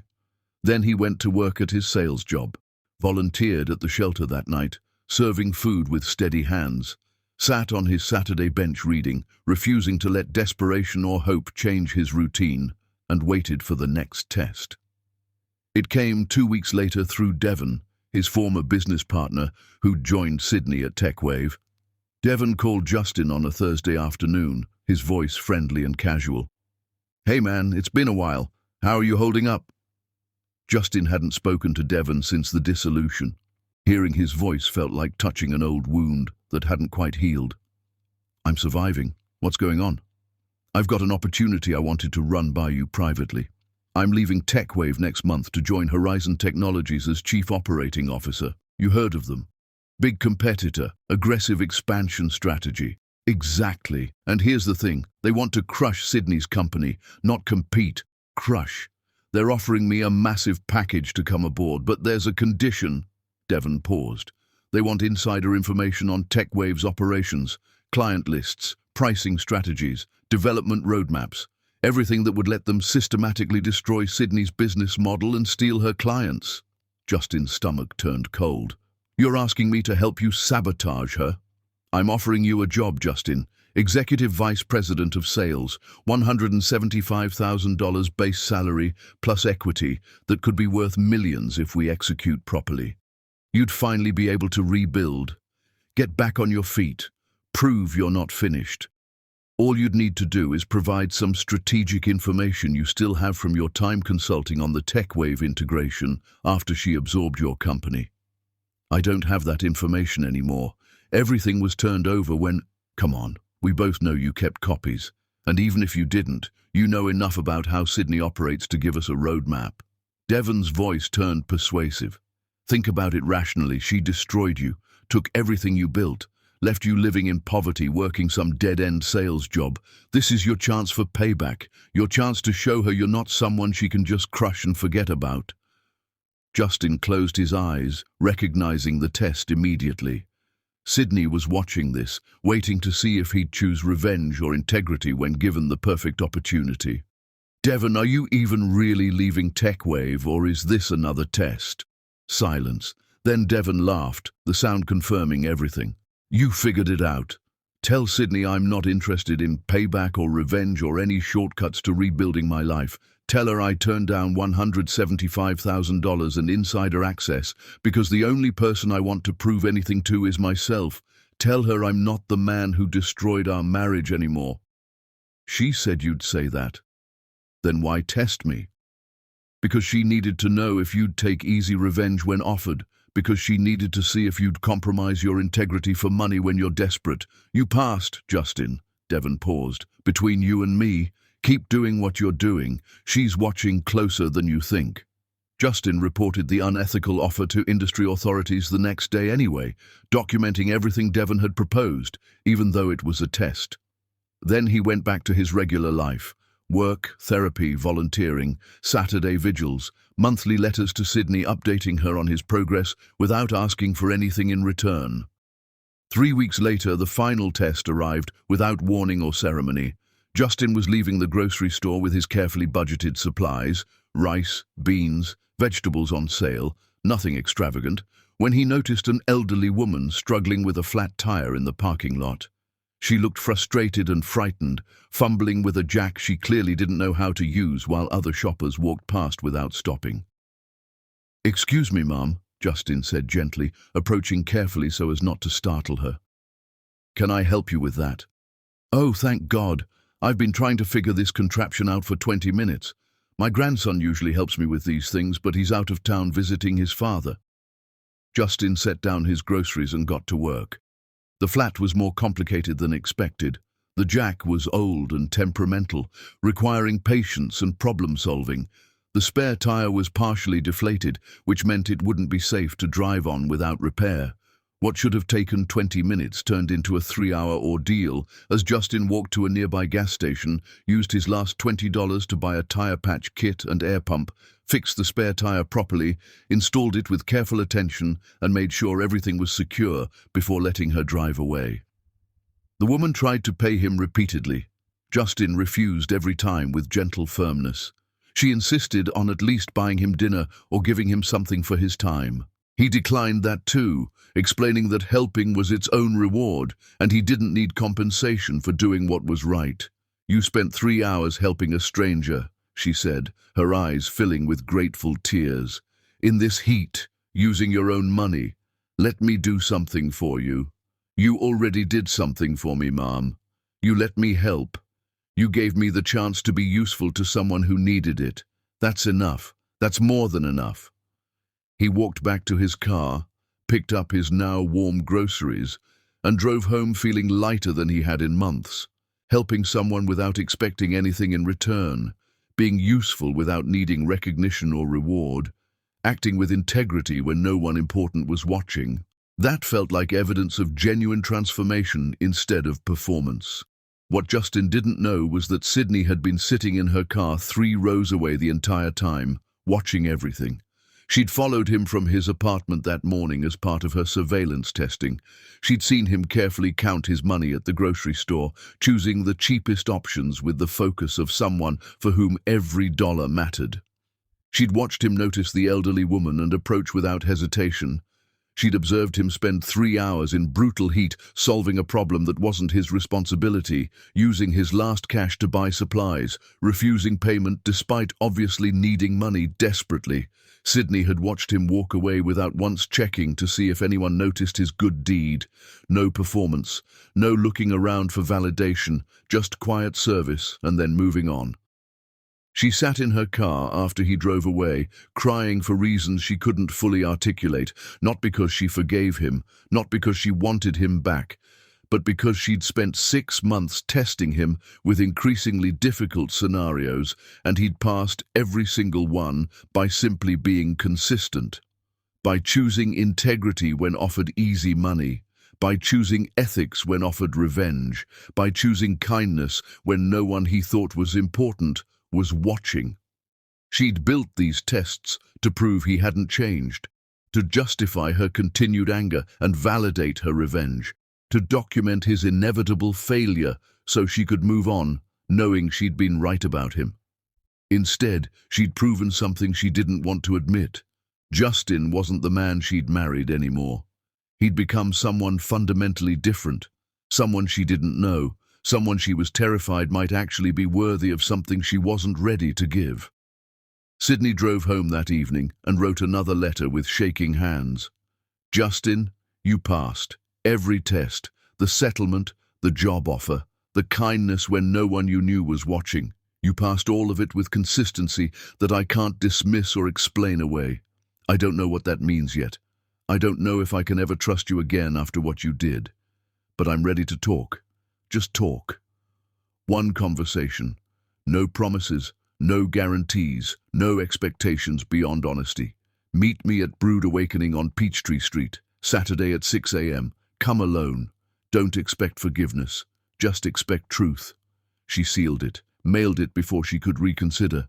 Then she went to bed and lay awake all night, wondering if talking to him was the bravest thing she'd ever done or the stupidest mistake she'd make twice. Chapter 9. The Confrontation. Justin arrived at Brood Awakening at 5:30 a.m. on Saturday morning, 30 minutes before Sydney was scheduled to meet him. The coffee shop was nearly empty at that hour. Soft jazz played over speakers while the city slowly woke outside. The barista looked half asleep but smiled politely as Justin ordered black coffee with hands that couldn't quite stay steady. He chose a corner table with his back to the wall, an old habit from business meetings, and tried to control the anxiety threatening to choke him. He'd thought about this moment for 2 years. imagined it during lonely nights in his studio apartment, rehearsed what he'd say during his therapy sessions, practiced apologies and explanations and promises until they felt smooth in his mouth. But now that the moment was actually real, every prepared word felt inadequate and performative. Sydney walked in at exactly 6 a.m. with the punctuality she remembered. She wore jeans and a simple grey sweater, her hair pulled back in a ponytail, no makeup visible. Justin had never seen her look more beautiful or more dangerous. She looked like someone who'd built armor from pain and wasn't sure whether to lower it. She ordered green tea at the counter, moved to his table with deliberate steps, sat across from him, and met his eyes with a gaze that felt like judgment and curiosity fighting for dominance. "Thank you for coming," Justin said quietly, his prepared opening already feeling wrong. "I'm not here to forgive you. I need you to understand that immediately before we go any further." Sydney's voice was flat, controlled, giving away nothing. "This isn't reconciliation. This isn't a fresh start. This is just a conversation. I know. I'm here because I spent 6 months testing you with increasingly difficult scenarios, and you passed every single one, which either means you've genuinely changed in fundamental ways, or you're better at manipulation than I gave you credit for, and you knew I was watching." She leaned forward slightly. "So I need to look you in the eyes and figure out which one it is. I need to see if your transformation is real or performance." Justin nodded, his throat too tight for words. "Why did you do it?" Sydney asked, the question landing like a blade. "The real reason, not therapy answers you've rehearsed, not explanations you've workshopped with Dr. Martinez. Why did you kiss her on our rooftop while I was downstairs working late to help your company succeed?" The question was a knife, precise and deserved. Justin took a breath and told the truth he'd spent 18 months excavating through brutal self-reflection. "Because I was terrified you'd outgrow me. You were smarter, more competent, better at everything that actually mattered in business and life. Everyone could see it, I knew it, and instead of working to become someone worthy of you, instead of growing to match your level, I sabotaged us." His voice cracked. "I found someone who made me feel powerful and successful without actually requiring me to grow. Brielle saw me as this big-shot businessman. She validated my ego. She didn't challenge me or push me or expect me to be better. She just reflected back a version of me that felt good without being real. And that felt easier than doing the actual difficult work of becoming the man you deserved. So you destroyed our marriage because being with me required actual effort." Sydney's voice was cold, factual. "Yes, I destroyed our marriage because I was a coward. Because I chose comfort over growth. Because I was so insecure about my own inadequacy that I burned down the best thing in my life rather than face how much work I needed to do to deserve it." Justin's hands shook around his coffee cup. "I chose someone who made me feel good over someone who made me better. That's the truth. That's the pathetic, inexcusable truth." Sydney's face remained expressionless, but something flickered in her eyes. Recognition, maybe, or acknowledgement of honesty. "And now? What makes you think you're different? What makes you believe you've actually changed instead of just learned better lies?" "I lost everything. My business, my money, my reputation, every comfort I'd ever known. I've spent 2 years living in a studio apartment that costs less per month than we used to spend on dinners, working a job that pays $42,000 a year, eating rice and beans most nights because that's what I can afford, walking miles to save bus fare, volunteering at a homeless shelter because I understand now what it feels like to lose everything and need someone to believe in your humanity anyway." Justin met her eyes steadily. "I'm not saying I'm fixed or perfect. I'm saying I'm different because I had to build myself from absolute zero with no shortcuts. And this time I built someone I can actually respect, someone who chooses integrity when it costs him everything." They talked for 4 hours after that. The coffee shop filled and emptied around them while they excavated the ruins of their marriage. Sydney didn't spare him anything. She told him exactly what his betrayal had felt like, the moment she'd seen him kissing Brielle, The cold calculation as she'd locked that door and shut off the power, the hollow emptiness she'd felt building an empire on ashes of their relationship. The way winning completely hadn't fixed anything had actually made her emptier somehow. Justin listened without defending himself, without making excuses or minimizing any of her pain. He just let her speak every hurt she'd been carrying for 2 years, absorbing it like penance he'd earned. "I don't expect you to forgive me," he said, when she finally paused, exhausted from excavating pain. "I don't think what I did can be forgiven. Betrayal that fundamental doesn't just get erased because someone feels sorry afterward. But I want you to know that destroying my life was the best thing you could have done for me. It forced me to see who I'd become. It gave me the chance to rebuild myself correctly from foundation up. And even if you never speak to me again after today, even if this is the only conversation we ever have, I'm grateful for that opportunity, because losing you taught me what you were worth, and I was so catastrophically blind, Sydney, so unbelievably stupidly blind to what I had." Sydney studied him for a long moment with an expression he couldn't read, really looked at him, at the weight he'd lost, at the thrift store clothes, at the exhaustion around his eyes, at the quiet dignity he'd somehow built from humiliation. "You look different," she said finally. "I am different. I'm someone who knows what losing everything costs. I'm someone who understands that trust is fragile, and love requires work, and betrayal has permanent consequences. I'm someone who wouldn't survive losing you twice, because there wouldn't be anything left to build from. You don't have me to lose. You lost me 2 years ago on that rooftop." Sydney's voice was firm but not cruel. "I know. But if there's any part of you that could ever consider giving me a chance to earn something new, not what we had, which I destroyed, but something built on honesty this time, I'd spend every day proving I'm worth the risk." Justin's voice was steady, despite everything riding on this moment. "Not trying to recreate what I destroyed, trying to build something better from what remains." Sydney's hands trembled slightly around her teacup, the first crack in her careful control. "You hurt me more than anyone has ever hurt me in my entire life. I know. You made me into someone I didn't recognize, someone cold and ruthless and empty, someone who destroyed people for sport. I know, and I'm sorry. I'm so desperately, completely sorry." Sorry doesn't fix anything. Sorry is just words. No, it doesn't. Only time and consistent action fix things. Only proving through daily behavior over months and years that I've actually changed. Only building trust one choice at a time until maybe someday you can believe me again. They sat in silence for 5 minutes while the coffee shop bustled with Saturday morning regulars around them. Justin watched emotions flicker across Sydney's face, knowing his entire future hinged on whatever decision she was making behind those careful eyes. Finally, Sydney spoke. "I don't trust you. I don't know if I'll ever be able to trust you again after what you did. That's fair and rational.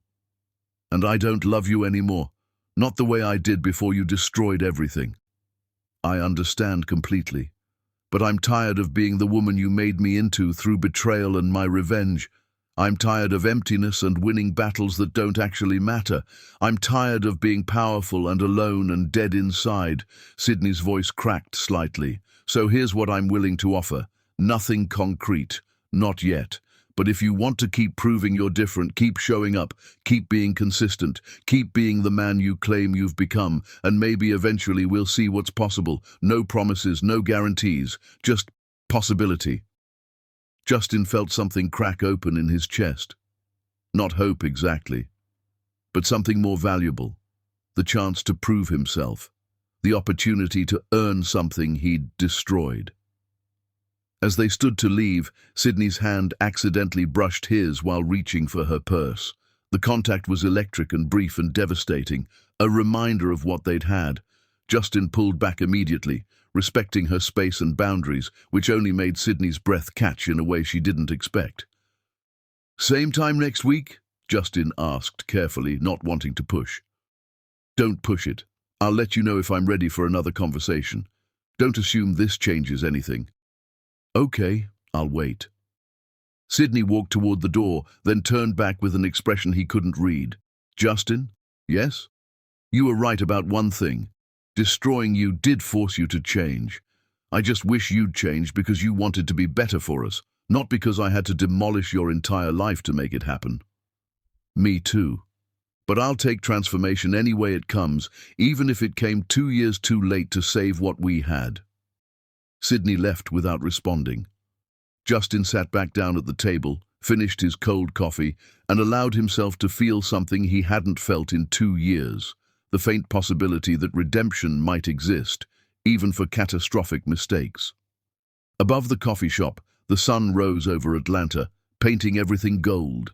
And for the first time since locking that rooftop door, Sydney wondered if rebuilding might be harder than revenge, but infinitely more valuable than staying empty forever. Chapter 10. The Rooftop Redemption. 3 months after their coffee shop meeting, Sydney sent Justin a text at 4 p.m. Rooftop tonight, 8 p.m. You know the address. Justin read it 17 times, his hands shaking. The rooftop, where everything had ended in darkness and betrayal. He arrived at 7:45 p.m., wearing simple clothes, no pretense, just the man he'd become. The doorman stepped aside when Sydney's name appeared on the approved visitor list. Justin took the elevator to the 15th floor, his heart hammering with each passing number. The rooftop access had been completely redesigned. He walked through a beautiful interior space that opened onto the terrace, and what he saw stopped him cold. The rooftop was transformed.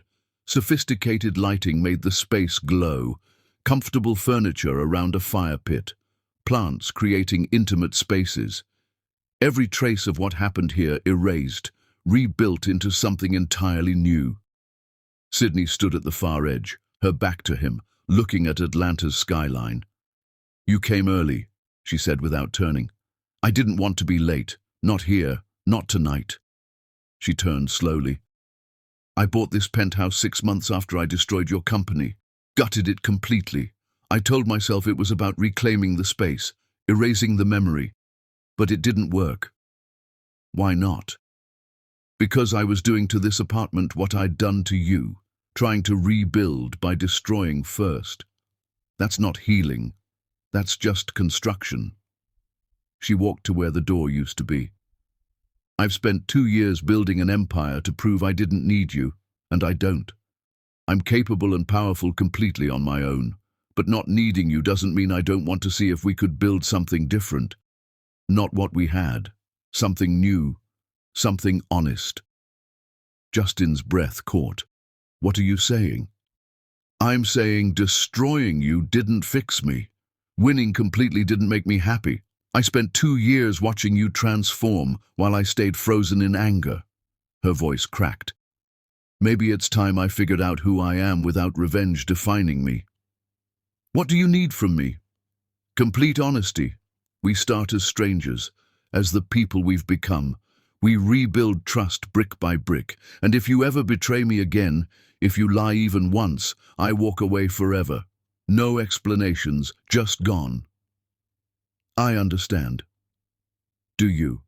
I'm not talking about the man I married. That man is dead. I'm talking about seeing if there's something worth building with who you've become. I don't know if I can trust you. I don't know if this is healing or self-destruction, but I'm tired of being powerful and alone. Justin's eyes filled. I don't deserve this chance. No, you don't, but maybe that's not what matters. Sydney extended her hand. Maybe what matters is whether 2 broken people can rebuild together instead of staying broken separately. Justin walked across the rooftop slowly. When he reached her, he took her hand gently, like holding something infinitely fragile he'd already broken once. This doesn't erase what you did, Sydney said, tears on her cheeks. I don't forgive you or trust you or love you like before, but holding on to anger was destroying me more than punishing you. So we start from zero. You earn every moment, every conversation, every piece of trust. If I ever doubt you, I'm gone. I'll spend every day proving I'm worth this chance. You better. because I won't hesitate to walk away." They didn't kiss. They sat side by side looking at the city, not about passion or pretending everything was fixed, about choosing to try something impossibly difficult because staying broken hurt more. "Tell me about the shelter," Sydney said quietly. "About the men you help." Justin told her about Jackson fighting back to his kids, about Michael who'd lost everything to mental illness, about men learning to live with consequences while building something better. "They remind me I'm not unique," Justin said. "Just another person who destroyed something good and has to figure out if redemption is possible. The difference is I had further to fall because you gave me so much to begin with." Sydney listened, really listened, and felt something other than empty for the first time in 2 years. They talked until midnight about therapy, business, who they'd been versus who they were becoming. No promises, no plans, just existing together without destroying each other. Revolutionary after everything. When Justin stood to leave, Sydney walked him to the door. "Same time next week?" he asked carefully. "Maybe. Let's see how this sits first." "Fair enough." Justin stopped. "Sydney, thank you for seeing I'm different, for risking being hurt again when you have every reason not to. I know what this costs. It costs us both. That's the point. If this works, we both risk everything. If it doesn't, we both lose twice." She met his eyes. "Don't make me regret this." "I won't. Don't promise. Just show up. Be consistent. Be honest. Be the man you've proven you can be." Justin left. Sydney stood alone on the rooftop, watching city lights blur through tears. She'd destroyed him to prove she could survive without him, won every battle, built an empire from his ashes, and now she was risking it all for the possibility that two broken people might build something good together. It was the bravest thing she'd ever done, braver than revenge, braver than success, braver than being powerful and alone. Because forgiveness after betrayal wasn't weakness, it was strength refined through fire. It was choosing healing over winning. It was admitting that sometimes the hardest work wasn't destroying someone who hurt you, but rebuilding yourself enough to risk being hurt again. Sydney walked inside her renovated penthouse. Tomorrow she'd go back to being tech's most ruthless CEO. But tonight, on this rooftop where everything had ended, she'd chosen to see if anything could begin again. Not what they'd had. That was gone forever. Something new. Something earned through suffering and growth. Something built brick by brick through honesty and time and the daily choice to show up even when terrified. The door closed with a soft click, and for the first time since locking Justin in darkness 2 years ago, Sydney felt something other than empty. She felt hope, fragile and terrifying and absolutely real. Sydney poured wine and stood at her window looking at Atlanta. Somewhere out there, Justin was probably crying with relief and fear. Two broken people had chosen to try building something together instead of staying broken alone. It might work. It might fail spectacularly, but at least it was honest. At least it was real. At least it was better than power and emptiness and revenge that had left her dead inside. Sydney raised her glass to the city lights. Here's to starting over. Here's to being brave enough to risk being hurt again. Here's to building something new from ashes. Then she drank and felt, for the first time in 2 years, like she might actually survive into something that looked like happiness.